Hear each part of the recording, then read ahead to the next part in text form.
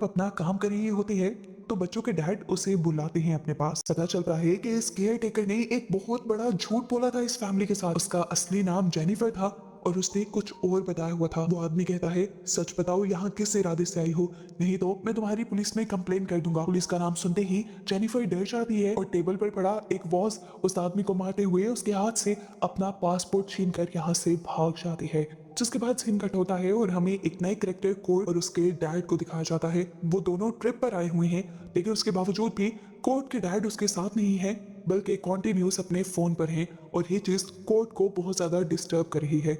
इसके बाद दोबारा सीन बदलता है और हमें एक नए करेक्टर डॉक्टर कूपर को दिखाया जाता है। वो इस टाइम आर्ट गैलरी में बहुत ही गौर से एक पेंटिंग को देख रहे थे जिसमें एक औरत का ऑपरेशन हो रहा था। ये देखते ही एकदम से उनको पास्ट के वियन आने लग जाते हैं और वो उदास हो जाते हैं। इसके बाद एक एक करके हमें मूवी के काफी सारे करेक्टर्स से मिलवाया जाता है और फिर कहानी दोबारा जेनिफर की तरफ आ जाती है। पुलिस से बचने के लिए वो अपना हुलिया होमलेस लोगो वाला बनाकर सड़क के किनारे रात गुजारती है और सुबह उसकी आंख खुलती है पुलिस की ही आवाज से। वो इतना घबरा गई थी कि फौरन यहाँ से भागना चाहती थी। सामने उसे एक बस दिखाई दी। वो उस बस में चढ़ने लगी तो कंडक्टर ने पूछा कि तुम्हारी टिकट कहाँ है। टिकट तो उसके पास थी नहीं। वो टिकट ढूंढने का नाटक करती है तो ड्राइवर उससे कहता है, कोई बात नहीं, बस के अंदर चली जाओ, अपनी बस में हमेशा मैं एक गुनाहगार की जगह रखता हूँ। जेनिफर को उसकी ये बात बहुत अजीब लगी थी, पर कंडक्टर हंसकर कहता है, अरे मजाक कर रहा हूँ। बस के अंदर हम देखते हैं कि जिन लोगों का पहले इंट्रोडक्शन करवा दिया गया था वो सब के सब इसी बस के अंदर बैठे हुए थे। टूर शुरू हो जाता है।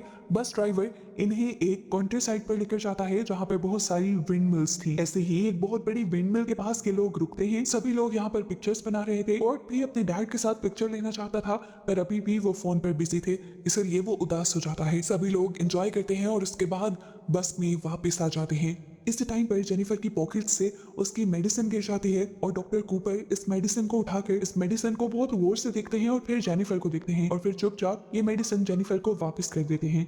वापसी का सफर इनका शुरू हो जाता है और एकदम से जेनिफर की आंख लग जाती है। ख्वाब में वो दिखती है कि उसके डैड दोबारा उसे मार रहे थे। इस सबसे वो इतना ज्यादा डर गई कि चौंक कर उठी और उठते ही उसे और भी ज्यादा डरावनी चीज नजर आई। उसके डैड इसी बस के सामने खड़े थे। जल्दी से शोर मचाकर वो बस रुकवा देती है। खुद उसने बाहर जाकर चेक किया तो वहां पर कोई भी नहीं था। उसे लगा कि उसका वहम होगा, इसलिए वो बस में आ गई। सफर दोबारा शुरू होना था, लेकिन अब बस को पता नहीं क्या हो गया था, वो स्टार्ट ही नहीं होती। ड्राइवर सभी पैसेंजर्स को रिलैक्स रहने का कहता है और खुद प्रॉब्लम चेक करने के लिए जाता है, लेकिन बज़ाहिर इस बस में कोई प्रॉब्लम नजर नहीं आ रही थी।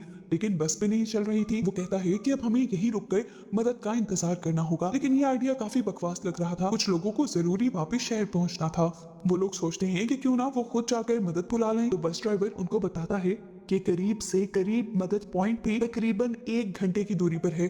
1 घंटा पैदल चलकर जाओ और 1 घंटा पैदल चलकर आओ। ये सुनकर जो इस आइडिया के लिए तैयार भी था वो भी रुक जाता है। जेनिफर कहती है, रात का वक्त है, हम यहाँ पर तो नहीं रुक सकते, चलो करीब की विंडमिल पर जाते हैं जो मैंने अभी रास्ते में ही देखी थी। लेकिन डॉक्टर कूपर और उनका एक साथी जब अपने पास मौजूद मैप चेक करते हैं तो उन्हें करीब कोई भी विंडमिल नहीं मार्क मिलती। जेनिफर कहती है, अच्छा ठीक है, मैं खुद ही वो जगह देख कर आती हूँ।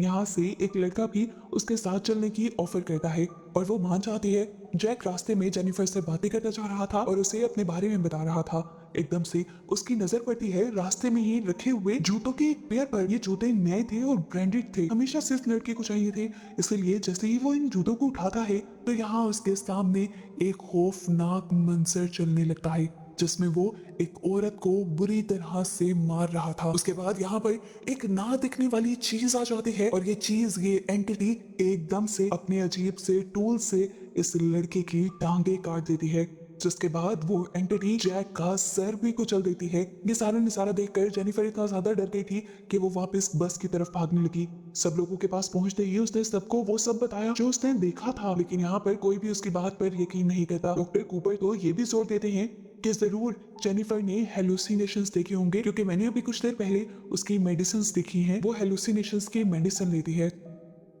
सब लोग जेनिफर को चुप करवा देते हैं और जेनिफर भी गाड़ी में बैठ जाती है, लेकिन अगले ही पल उसे वो एंटिटी अपने बस के बाहर दिखाई देती है और वो चिल्ला के सबको उससे बचने को कहती है।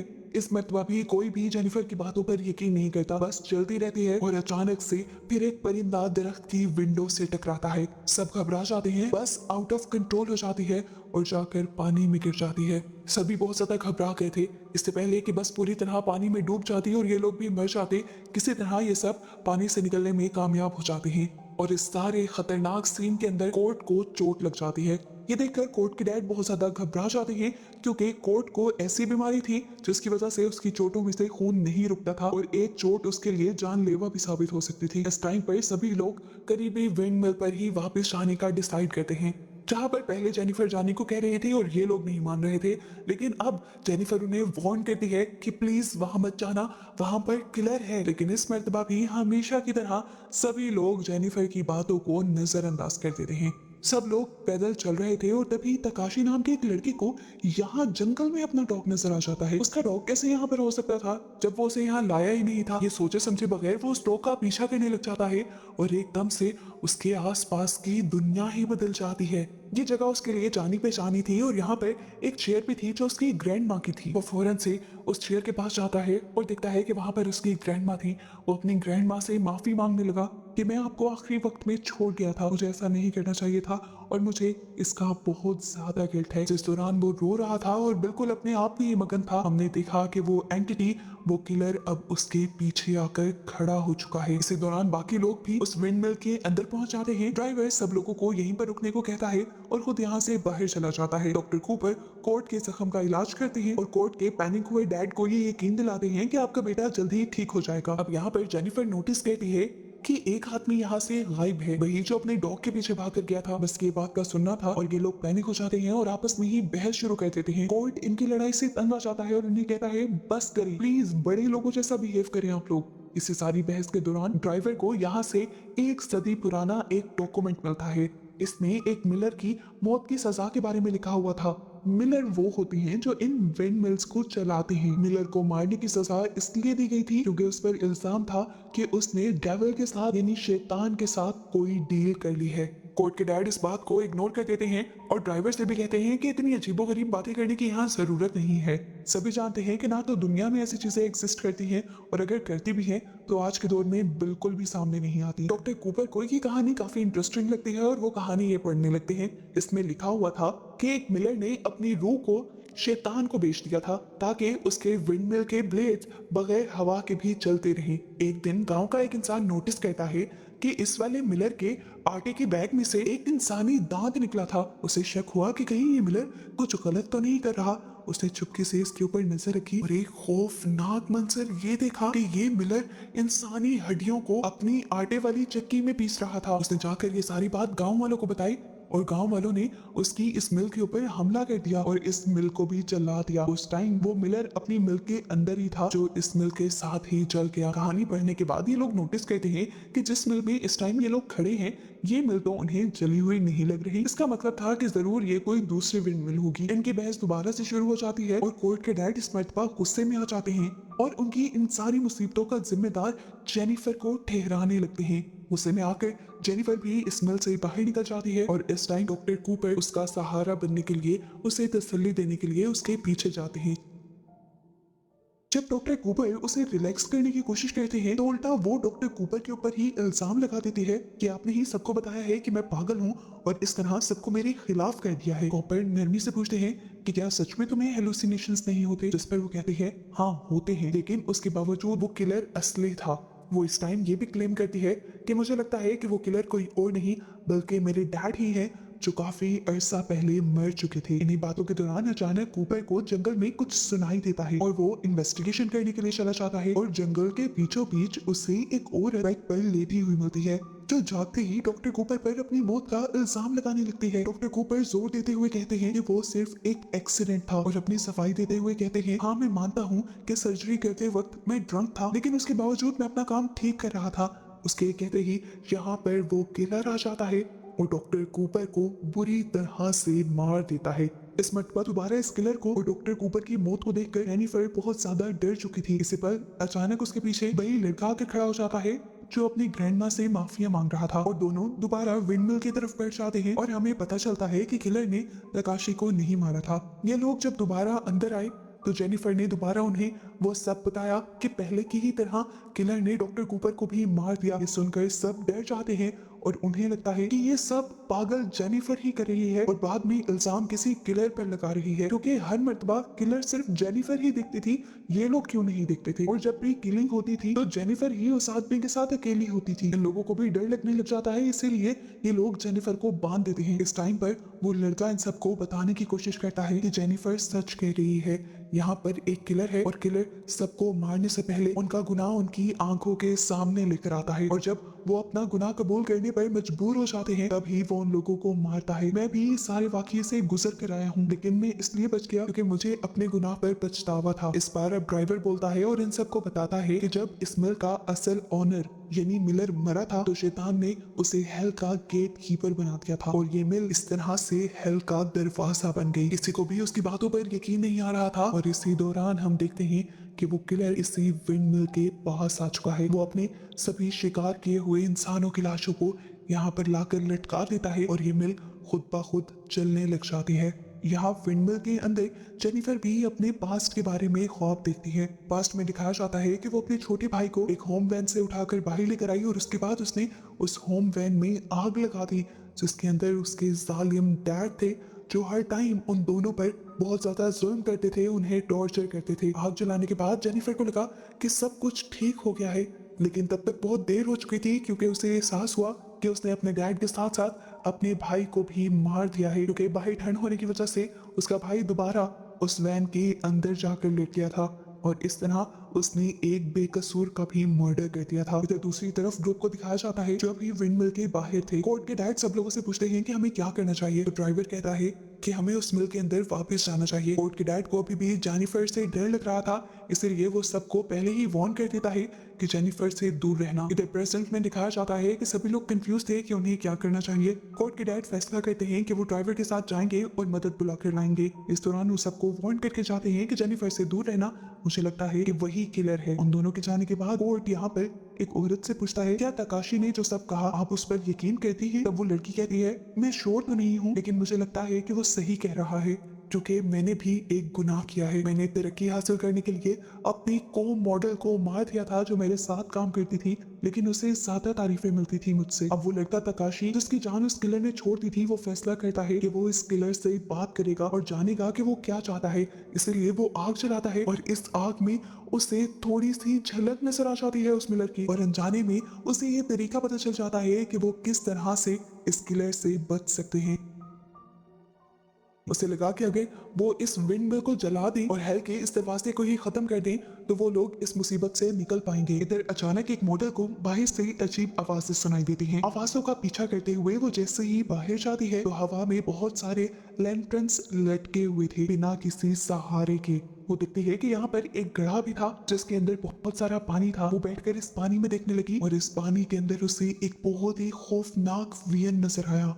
उसने देखा कि गड्ढे के अंदर वो अपने खूबसूरत चेहरे को खुद ही बेदर्दी से एक चाकू से काट रही थी। ये देखते ही वो डर गई और फिर अगले ही लम्हे उस गड्ढे में से एक हाथ निकला जिसने उसके मुंह को पकड़ते हुए इस पानी में खींच लिया और फिर डुबाकर मार दिया। इसी दौरान दिखाया जाता है कि ड्राइवर और कोर्ट के डैड एक दूसरी मिल के अंदर जाते हैं इन्वेस्टिगेशन करने के लिए कि यहाँ पर चल क्या रहा है और कोर्ट के डैड उस मिल के अंदर बहुत सारी लाशों को देखकर डर जाते हैं और फौरन वापस आते हैं दूसरों को अलर्ट करने के लिए। सबसे पहले यहाँ पर वापस आकर वो अपने बेटे को जिंदा देखकर बहुत ज्यादा खुश होता है और फिर जेनिफर को आजाद करके उससे माफी मांगता है क्योंकि वो फजूल में उस पर शक कर रहा था। वो बताता है कि किलर सच में यहाँ पर है जो लोगों को मार रहा है और मार मार कर उसने सब लोगों की बॉडी मिल के अंदर लटकाई हुई है, लेकिन मैं ये नहीं मानता कि वो कोई और एंटिटी है। मुझे लगता है कि वो इंसान ही है और बस एक साइकोपैथ है। यहाँ तक आशी उससे कहता है नहीं, वो एक दूसरी एंटिटी ही है जिसका अक्स मैंने आग में भी देखा है और मैंने उसे खत्म करने का रास्ता भी निकाल लिया है।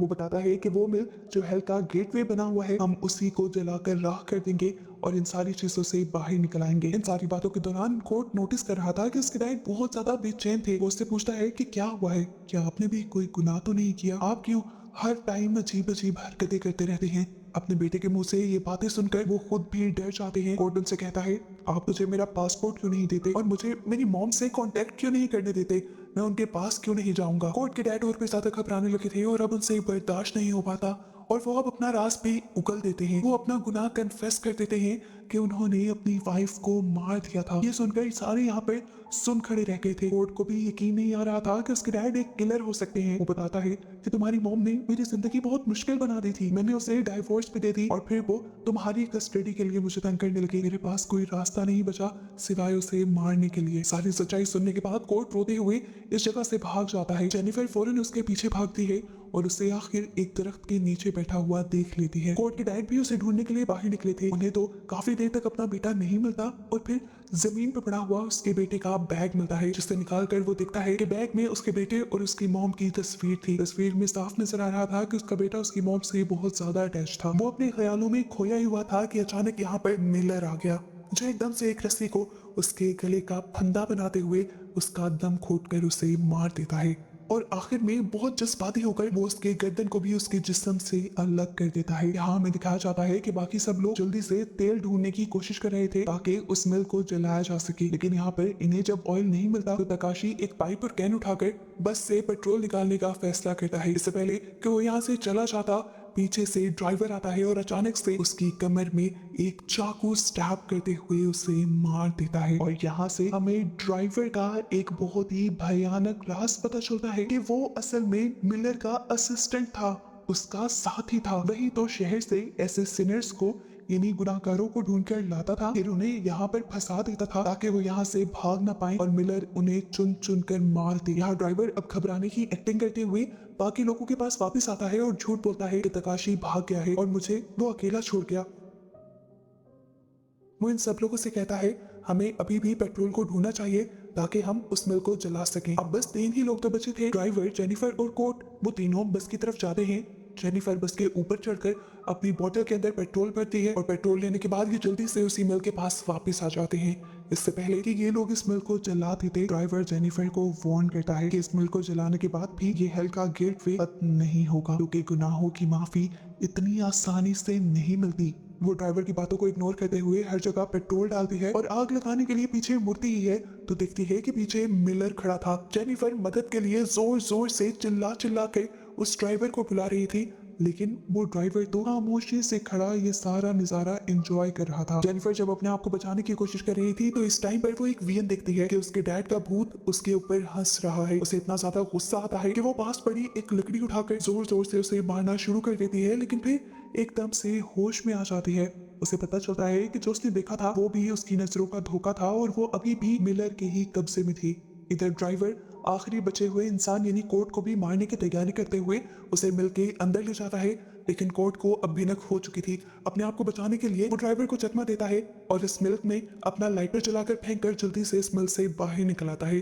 दिखाया जाता है कि मिलर भी इसी जलती हुई आग में गिर चुका था और ड्राइवर भी अंदर ही था, यानी दोनों अब मर गए होंगे। लेकिन यहाँ दिखाया जाता है कि ड्राइवर अभी भी मरा नहीं था। उसने दोबारा कोर्ट पर हमला किया और कोर्ट को बचाने के लिए जेनिफर उस जलती हुई मिल के अंदर चली गई और उसने बिना सोचे समझे ड्राइवर के गले पर हमला करके उसका गला काट दिया, जिसके बाद वो कोर्ट का हाथ पकड़कर जल्दी से इस जलती हुई मिल से बाहर निकल आती है और फाइनली ये लोग अपनी जान बचाने में कामयाब हो जाते हैं। इन दोनों की सांस में सांस आई थी। इन्हें ऐसा लग रहा था कि जैसे ये बस एक बुरा ख्वाब था जो खत्म हो गया। जिंदा बचकर ये दोनों मुस्कुराते हैं, लेकिन उनकी खुशी बस कुछ पल की ही थी, क्योंकि उस दहकती हुई आग में से एकदम से मिलर बाहर निकलता है और फिर जेनिफर को पकड़कर मार देता है और फिर उसकी लाश को जलती हुई मिल के अंदर ही ले जाता है, जिसके बाद वो पूरी मिल गिर जाती है और सीन कट होकर हमें अगली सुबह का सीन दिखाया जाता है। यहाँ पर सब कुछ दोबारा नॉर्मल हो चुका था। हम दोबारा ड्राइवर को जिंदा देख रहे थे, जो शहर में दोबारा वही बस लिए खड़ा था जो बस पानी में डूब गई थी और जिसका बहुत बुरा हाल था। इस टाइम भी वो सिनर्स को ही ढूंढ रहा था ताकि मिलर उन्हें अपना शिकार बना ले। एक आदमी जिसके पास टिकट नहीं होती, ड्राइवर उसे भी बस में ये कहते हुए आने की इजाजत दे देता है कि एक सिनर के लिए मैं हमेशा जगह रखता हूँ। जेनिफर की तरह ही उसे भी बात समझ नहीं आती तो ड्राइवर उसकी बात को मजाक में डाल देता है और हमें ये पता चलता है कि वो सारा सिलसिला जो हुआ था वो अब कभी नहीं रुकने वाला और ऐसे ही चलता रहेगा और ऐसे ही अजीब सी एंडिंग के साथ ये मूवी यहाँ खत्म हो जाती है। तो कहानी की शुरुआत होती है जायों